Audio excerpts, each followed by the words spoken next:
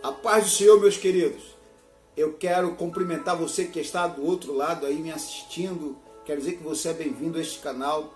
Eu, seu conservo, irmão em Cristo, Cassiano, estou feliz em tê-lo aqui conosco. Se porventura você não é inscrito nesse canal, se inscreva aqui desse lado aqui, deixe seu like, seu joinha, para fortalecer esse canal e divulgar, propagar essa mensagem. E do lado da inscrição, ative o sininho para ficar por dentro das notificações, porque semanalmente nós enviamos 2 vídeos de estudo bíblico para você que está nos acompanhando. Nós comentamos as 2 lições da CPAD. E as revistas desse primeiro trimestre de 2020 está falando 2 assuntos importantíssimos. A revista de adulto está falando sobre o assunto de antropologia bíblica, ou seja, o estudo do homem, a doutrina do homem. Você vai saber vários conceitos a respeito do homem, sua tricotomia, salvação, espírito, alma, corpo, enfim, muitas coisas. Mas hoje viemos aqui para falar da revista dos jovens. Olha só como está bonita, tá vendo? A revista dos jovens fala sobre Jesus Cristo, homem, Jesus Cristo, Deus. Ou seja, se a revista dos adultos vai estar falando sobre antropologia, a revista dos adolescentes não deixou a desejar. Está falando sobre cristologia.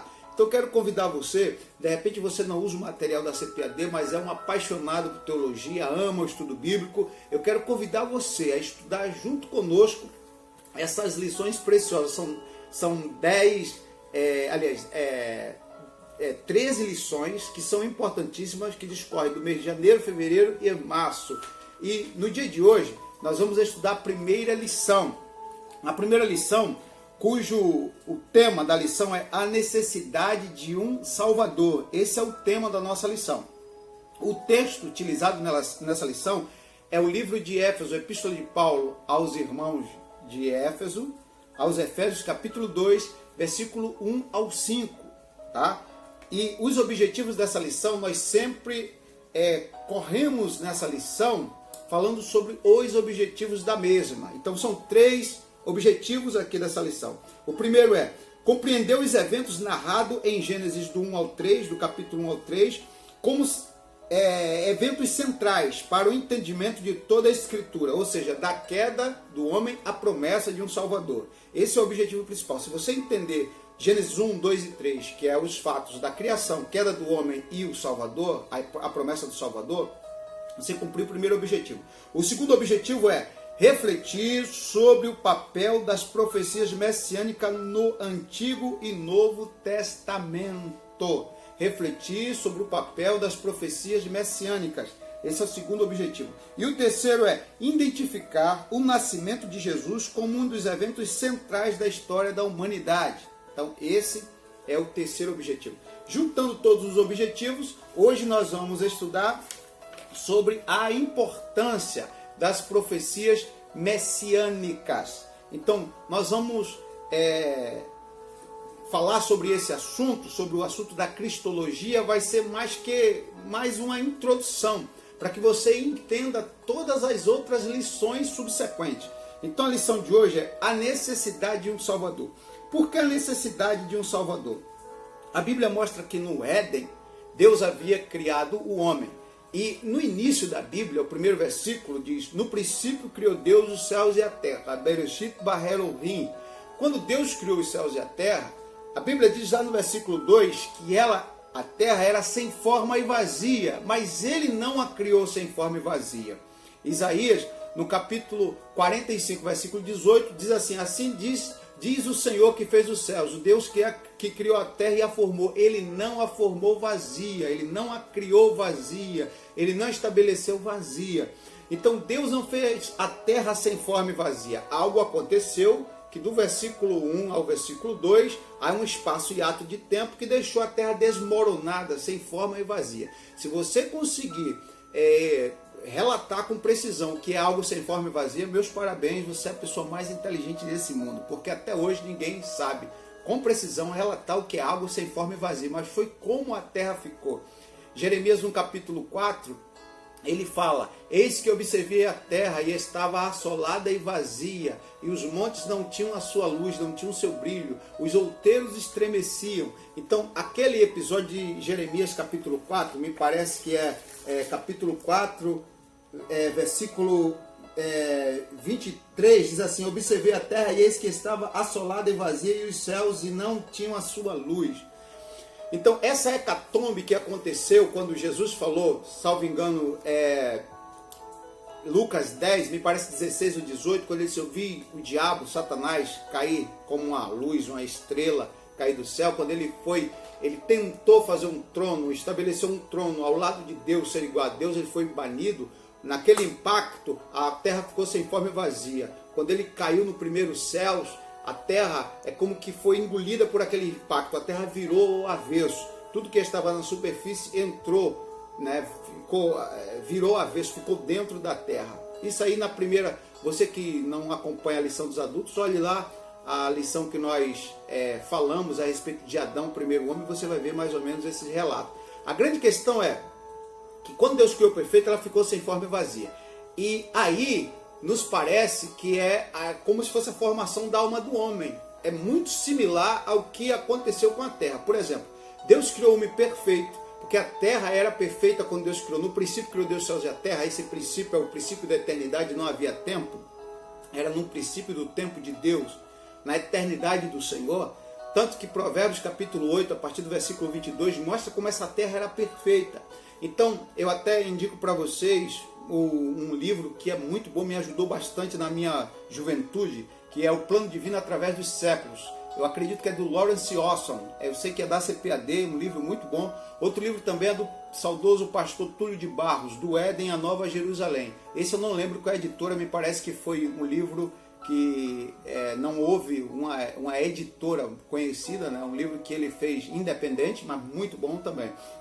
Mas assim, relatando para vocês, há uma comparação muito similar, porque a nossa vida, a nossa alma foi criada perfeita e depois ela ficou degenerada, ficou sem forma e vazia, só havia trevas. Um dia que o homem conheceu o pecado, ele ficou totalmente desajustado.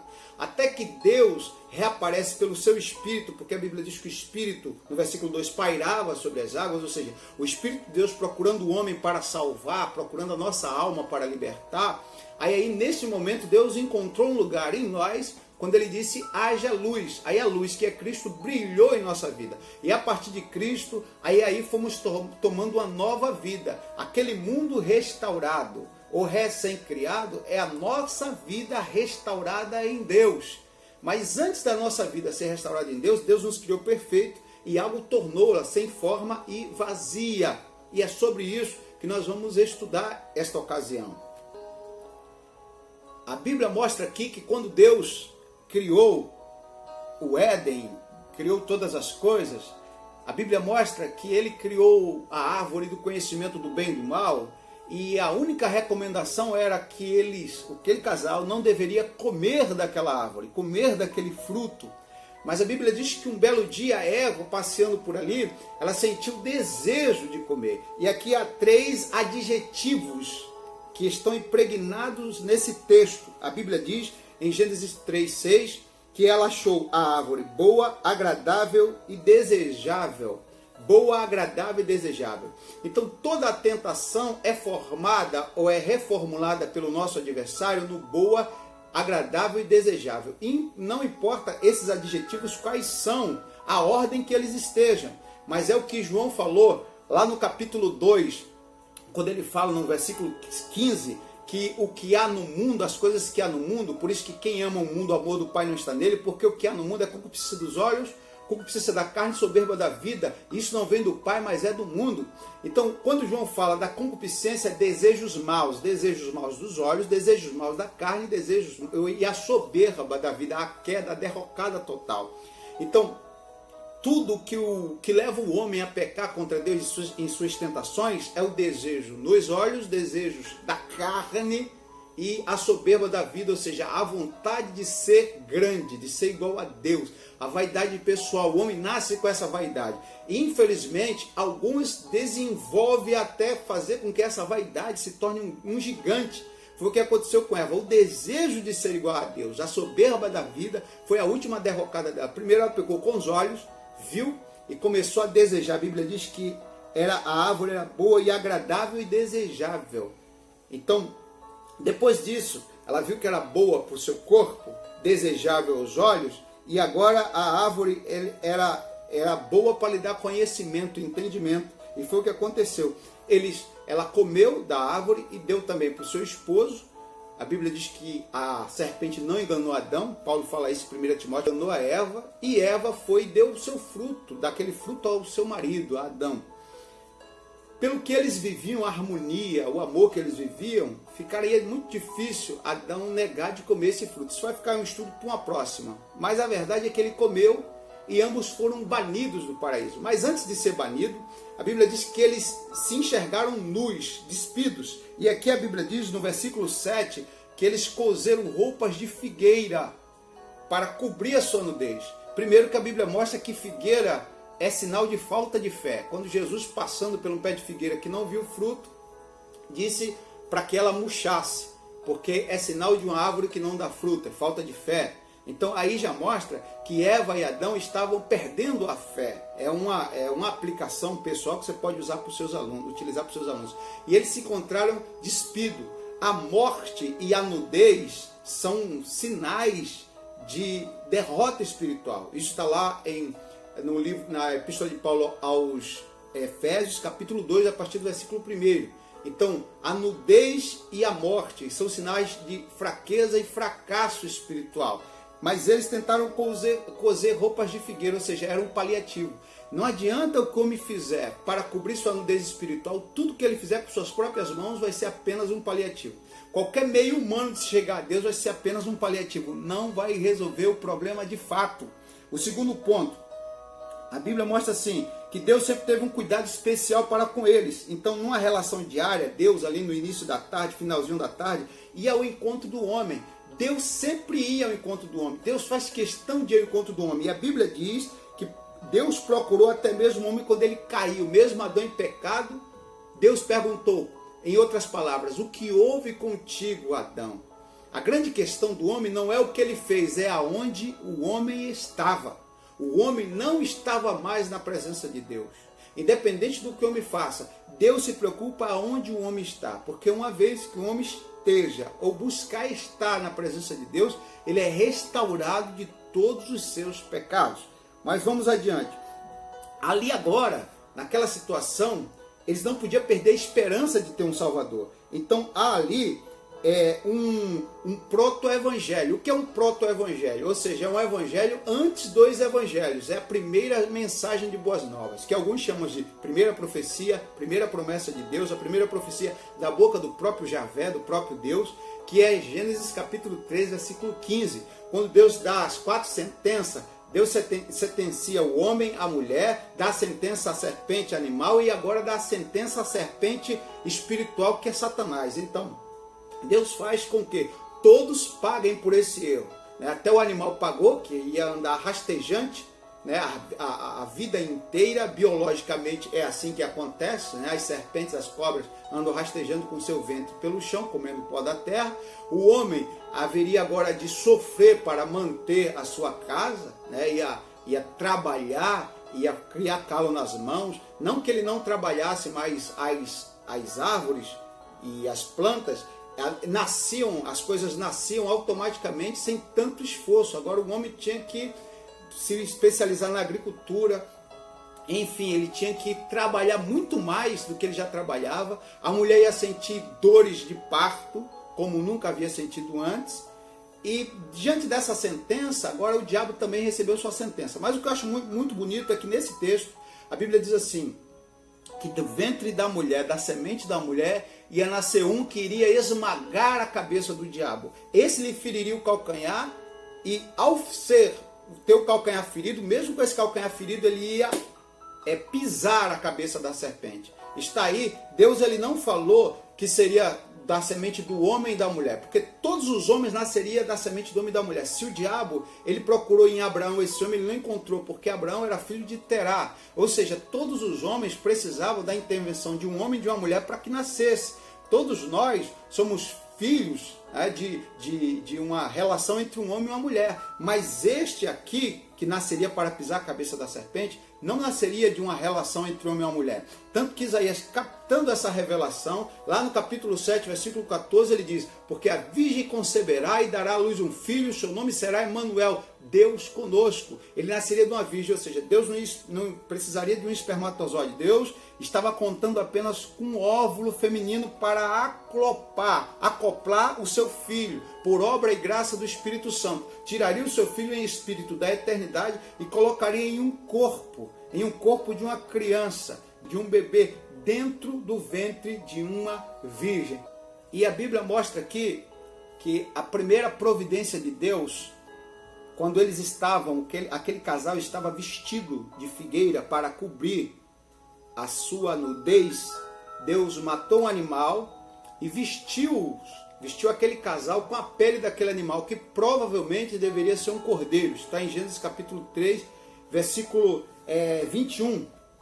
Então, aquele cordeiro ali de Gênesis era também uma tipologia do que o cordeiro prometido no versículo 15 iria fazer. Deus não só lançou a promessa, como agora Deus mata um cordeiro para vestir aquele casal. Então aquelas vestes simbolizam justificação e santificação. Então está ali em Gênesis 3, 21, aquele cordeiro era símbolo de santificação. Já o cordeiro, lá do capítulo 22 de Gênesis, quando Abraão subiu o Moriá com seu filho Isaque, ali era o cordeiro da provisão. Já no capítulo 12 de Êxodo, ali na Páscoa, era o cordeiro, o símbolo do cordeiro da libertação. Se nós formos olhar lá no livro de Isaías, profeta Isaías, capítulo 53, que é um clássico, a Bíblia mostra ali o cordeiro da expiação. O próprio Jeremias fez uma comparação muito interessante. Jeremias 11, 19, ali mostra o cordeiro manso, que de uma forma disposta, de uma forma voluntária, estava se entregando pelos nossos pecados. Em João, no capítulo 1 do Evangelho de João, versículo 29, versículo 36, ali mostra o Cordeiro de Deus que tira o pecado do mundo, o Agnus Dei. E já no capítulo 8 de Atos, ali quando Filipe encontrou com o eunuco da rainha de Candace, que interpretou o livro de Isaías, ali está o Cordeiro que representa a salvação, o Cordeiro da salvação. E a partir do capítulo 5 de Apocalipse, ali está um cordeiro assentado no trono, um cordeiro que é rei dos reis e senhor dos senhores. Então, todos esses cordeiros são símbolos vivos, que de uma forma tipológica, a Bíblia deixou claro que Jesus Cristo é o Cordeiro de Deus, que veio para morrer e fazer a purificação pelos nossos pecados.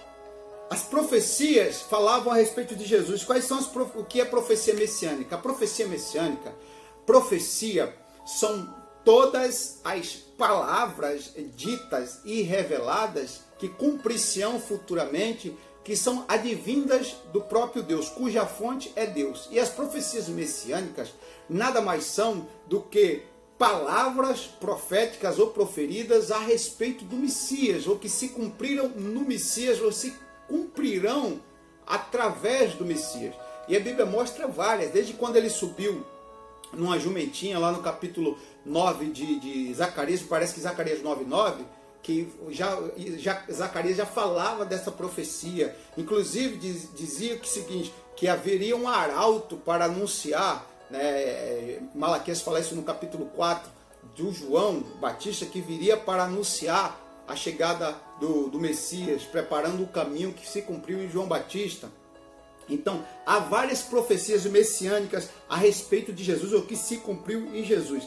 E uma das coisas mais importantes é o ministério de Jesus. Aquele ministério que teve curas e libertações infinitas. A Bíblia mostra pelo menos 35 milagres. Claro que a Bíblia não podia catalogar todos, né? João 21, 25 diz que se todos os milagres fossem catalogados, não caberia naquele livro. Mas desses 35 grandes milagres e sinais, a Bíblia mostra 3 ressurreições. Então aquelas 3 ressurreições, que foi a ressurreição de Lázaro, o filho da viúva de Naim e a filha de Jairo, mostra que Jesus tinha poder inclusive sobre a morte. Então ele cumpriu literalmente aquilo que Isaías falou no capítulo 53, que foi subindo como um renovo, como uma raiz de terra seca, não tinha beleza nem formosura, e olhando nós para ele, nenhuma beleza víamos para que o desejássemos. Era homem de dor, experimentado do trabalho comum, de que os homens escondiam o rosto, mas ele foi moído pelas nossas transgressões, ferido pelas nossas iniquidades, o castigo que nos trouxe a paz estava sobre ele, pelas suas pisaduras nós fomos sarados. Então, ele trouxe a cura. Quando Isaías falou no capítulo 61, versículo 1, ele diz, porque o Espírito do Senhor está sobre mim, porque o Senhor me ungiu para pregar as boas novas, para pôr liberdade aos cativos, para dar vista aos cegos.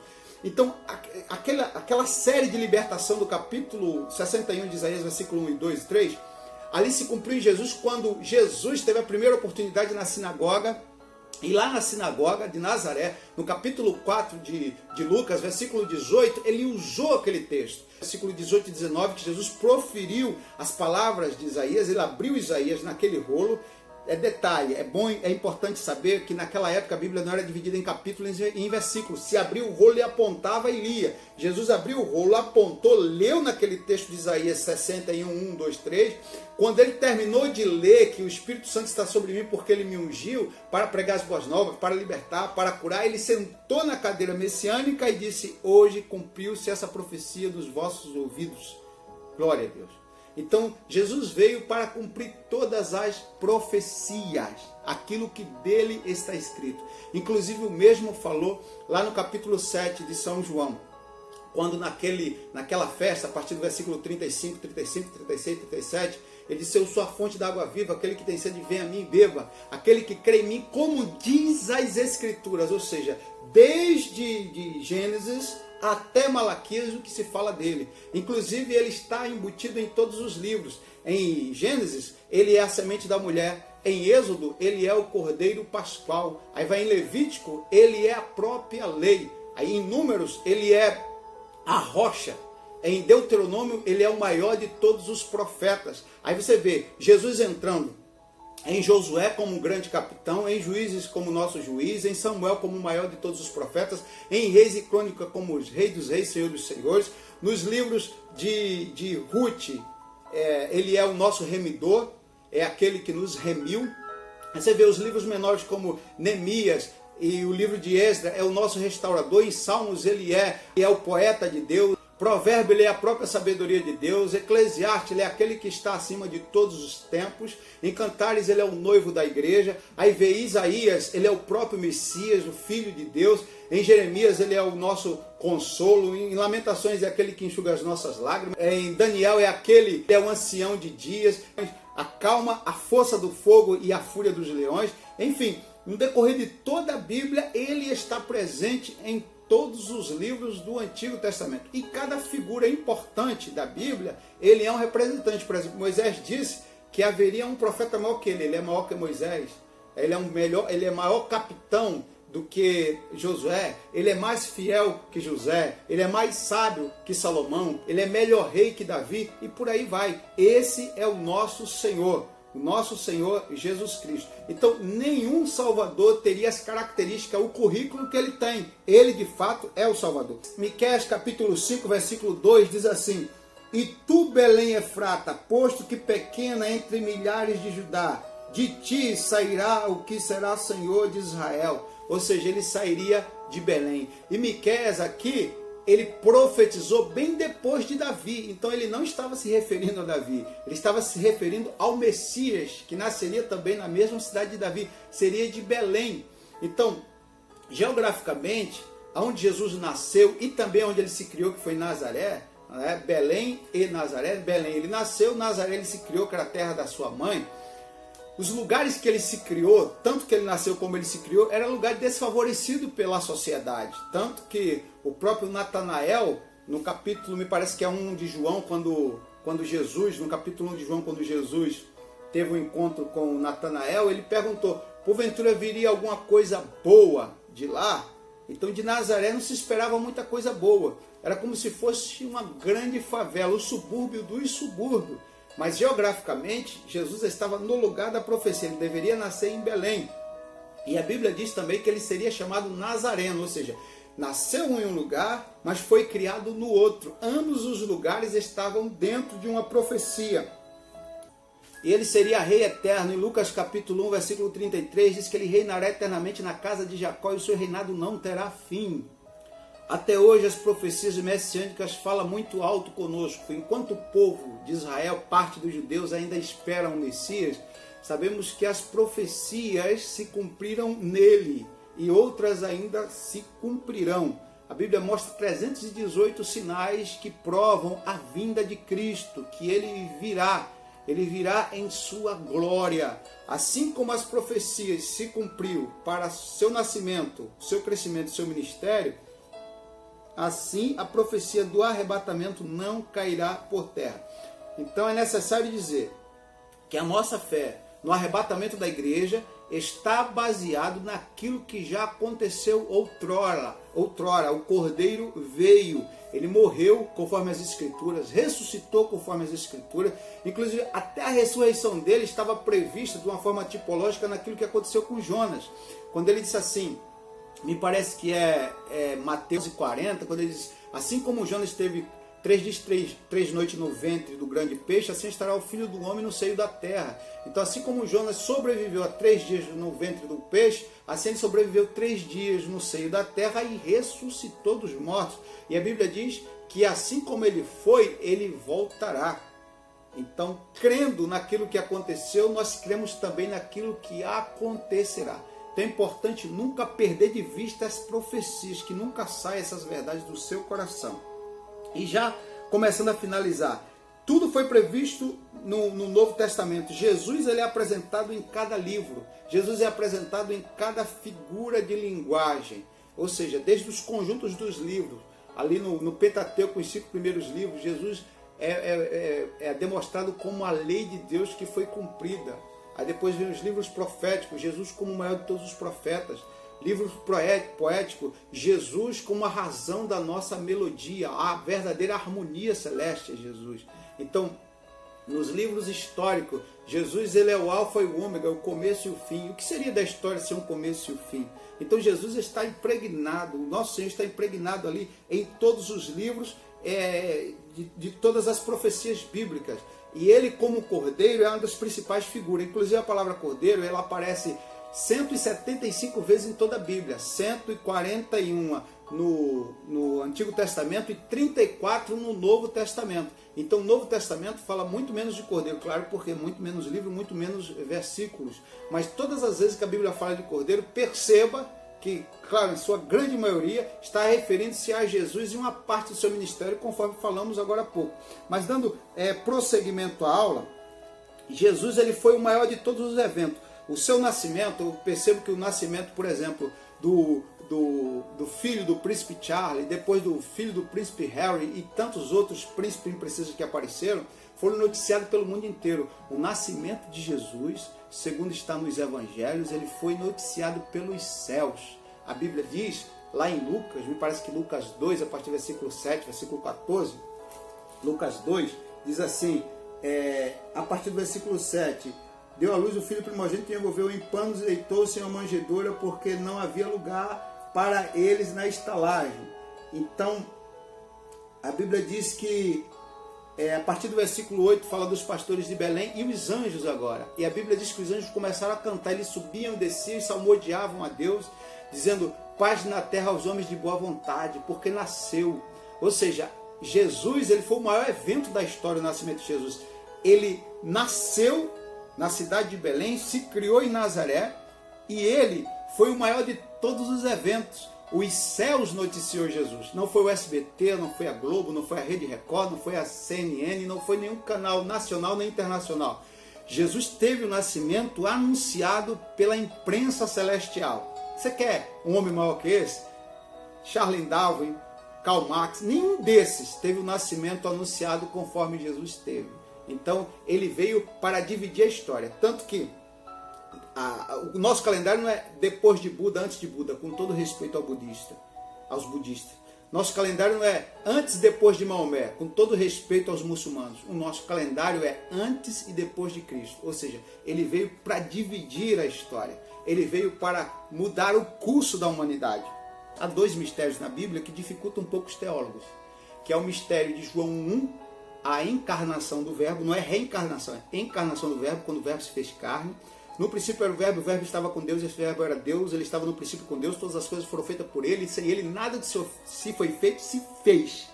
Ele era a própria palavra viva de Deus, dando vida às coisas que Deus chamava a existência sem nunca ter existido.